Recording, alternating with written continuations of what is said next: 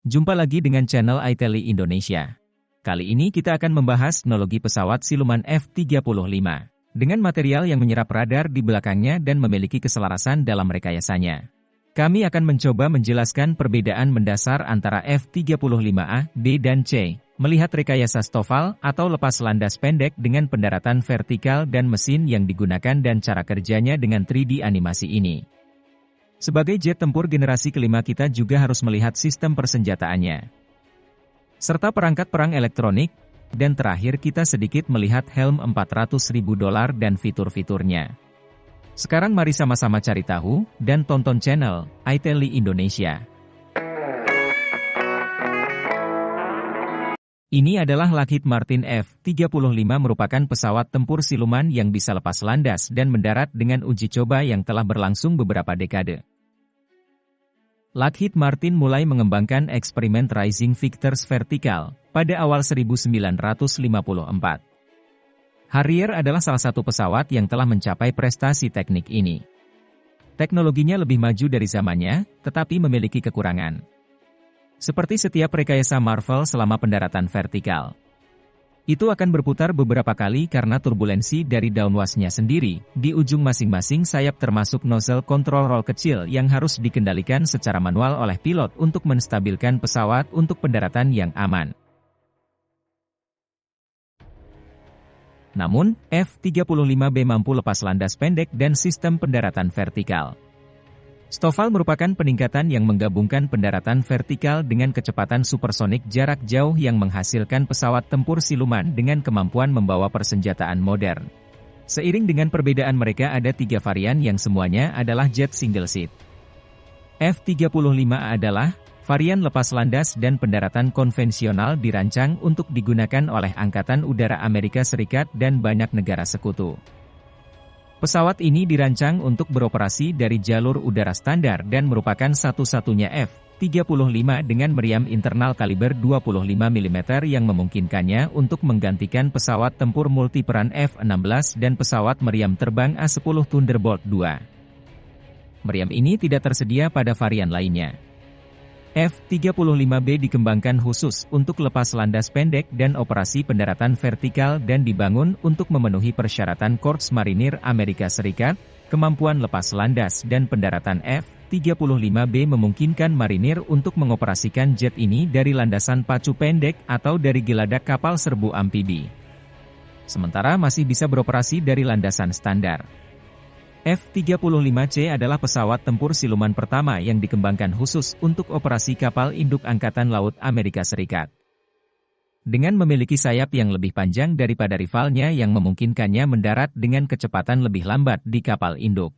Ia memiliki roda pendarat yang lebih kuat untuk membantu pendaratan kapal induk yang sulit dan memiliki kapasitas 9.072 liter tangki bahan bakar internal yang lebih besar untuk mendukung misi jarak jauh. Varian ini memiliki fitur mekanis tambahan berupa sayap yang dapat dilipat, yang memudahkan penyimpanan dalam lambung kapal. Untuk saat ini, kami akan melihat F-35B dan spesifikasinya. F-35B memiliki panjang 15,6 meter, tinggi 4,36, lebar sayap 10,5 meter, yang membantu untuk manuver pesawat secara terencana. Dibentuk dengan selaras, jet memiliki berat kosong 14.729 kg, yang setara dengan berat 17 jeep itu memiliki muatan senjata 6.800 kg, yang akan kita bicarakan tentang itu lebih detail nanti.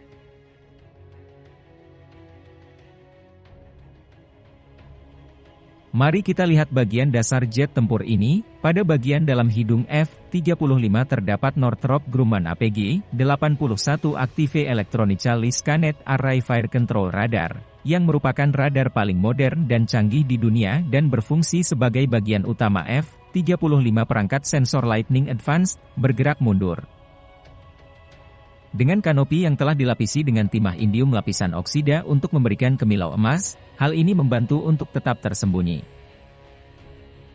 Ini adalah pintu kipas pengangkat F-35 di dalamnya.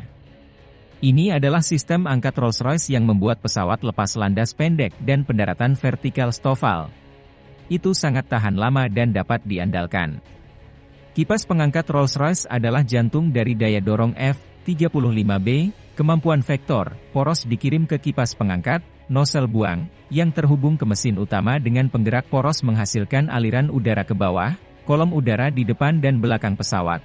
Nosel buang putaran membidik dorongannya ke tanah untuk kontrol arah. Semua ini dimungkinkan karena mesin afterburning turbofan Pratt & Whitney F135.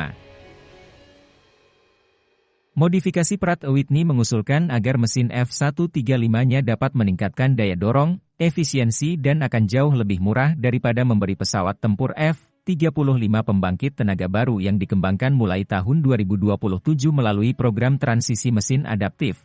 Kipas angkat yang digunakan pada F-35B muncul dalam dua versi lepas landas konvensional. Mari kita lihat bagaimana hal ini bekerja. Udara yang mengalir dari sisi kedua jalan masuk persegi panjang pesawat, kemudian bahan bakar disemprotkan ke bagian pipa jet, di mana keduanya akan bercampur dengan gas buang. Hal ini dapat menyalakan pembakaran tahap kedua. Untuk menghemat bahan bakar afterburner hanya digunakan pada saat burst selama F-35 lepas landas atau manuver dalam pertempuran. Nozzle knalpot terdiri dari kelopak yang dirancang untuk mempersempit atau memperbesar jarak di antara bagiannya. Hal ini dilakukan untuk mengurangi ketegangan pada mesin turbofan. Ketika bagian dalam keadaan penuh setelah mode pembakaran, semua tenaga itu didapat dari suplai dengan jumlah besar terdiri dari 7-10 tangki bahan bakar internal. Tangki pertama, terletak persis di belakang kursi pilot. Tangki kedua, ini adalah tangki bahan bakar dikenal sebagai center fuselage. Tangki ketiga, pada bagian dalam badan mesin pesawat. Keempat, di sambungan sayap. Kelima dan keenam, pada sisi sirip belakang. Ketujuh dan kedelapan, di setiap sisi sayap, juga dikenal sebagai duwing untuk lebih vertikal. Ke-9 dan ke-10, di bagian sirip atas belakang pesawat. Sekarang, mari kita lihat bagian-bagian sayap. Sirip kendali berada tepat di atas ekor badan pesawat. Dua sirip besar terletak lebih jauh ke bawah. Gaya angkat dapat diturunkan dan ditingkatkan dengan tepat karena aileron memiliki kemampuan untuk bergerak ke atas dan ke bawah. Sedangkan sirip kendali membantu menggerakkan pesawat ke kiri atau ke kanan. Ini sirip, yang dapat membuat pesawat bergerak naik atau turun. Di video yang akan datang kami akan menjelaskan tentang cara kerja sayap dengan kendali permukaan pada F-18 Super Hornet. Seperti namanya pesawat tempur siluman, mari kita lihat bagaimana ia mampu menghindari sebagian besar radar. Percaya atau tidak, pembentukan F-35 menyediakan sebagian besar teknologi siluman. Ini dikenal sebagai keselasan bentuk yang direncanakan. Desain penerbangan yang ditingkatkan ini, permukaan penerbangan ski orient pada sudut yang sama sebagai hasilnya, energi radar tersebar jauh dari pesawat daripada menyebarkannya, di mana ia masih berpotensi dideteksi.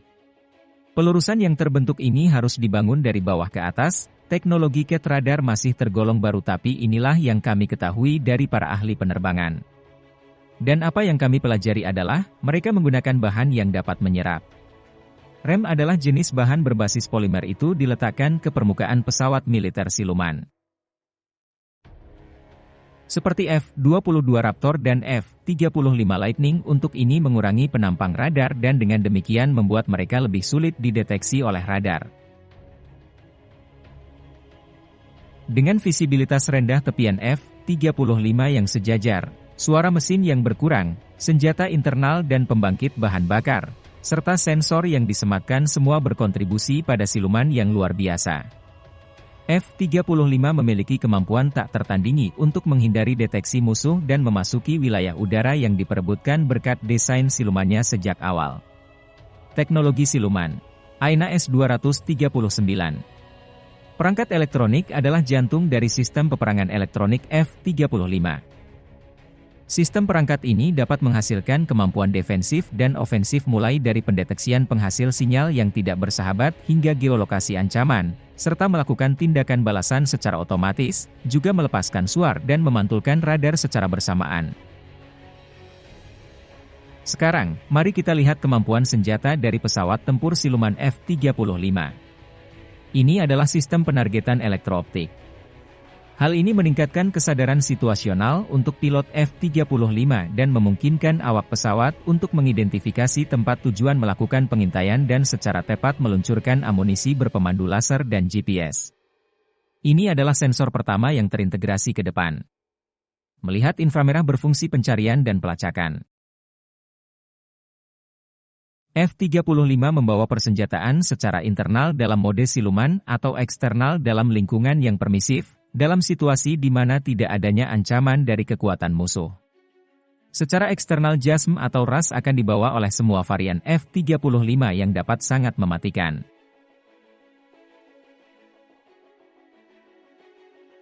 Lockheed Martin juga menciptakan TAGM-158 JASM rudal udara ke permukaan.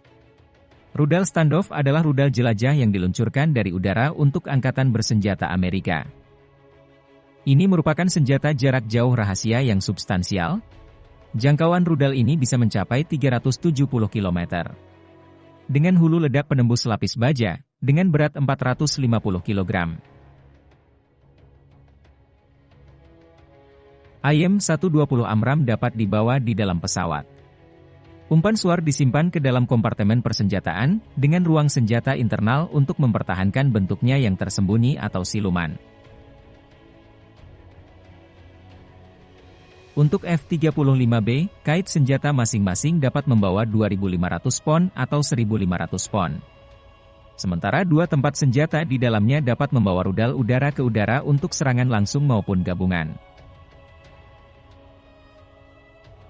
Pesawat ini juga bisa membawa persenjataan udara ke permukaan seperti rudal GDIM, Papwai dan Jisau serta meriam. Sekarang mari kita lihat helm seharga 5,4 miliar rupiah. Ini adalah tampilan yang dipasang di helm yang memberikan informasi penerbangan penting kepada pilot dan dikirim langsung ke visor. Perangkat Night Vision digital ini terintegrasi dan dilengkapi dengan umpan data yang menampilkan citra dari 6 kamera yang dipasang pada badan pesawat F-35 yang bergerak bersama dengan kepala pilot. Helm tersebut juga memberikan informasi tentang target, identitas dan jarak, bahkan dapat merekomendasikan senjata mana yang akan digunakan. Jadi, ketika melihat melalui kamera pesawat, pilot dapat melihat kondisi atau melihat tampilan lebih dekat. Yang harus pilot lakukan adalah melihatnya untuk mengunci kemudian putar sakelar untuk memperbesar.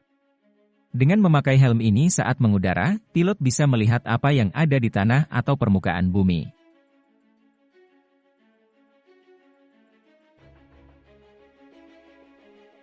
Terima kasih telah menonton, dan nantikan informasi terbaru dari kami dengan klik tombol subscribe dan nyalakan lonceng notifikasinya ya.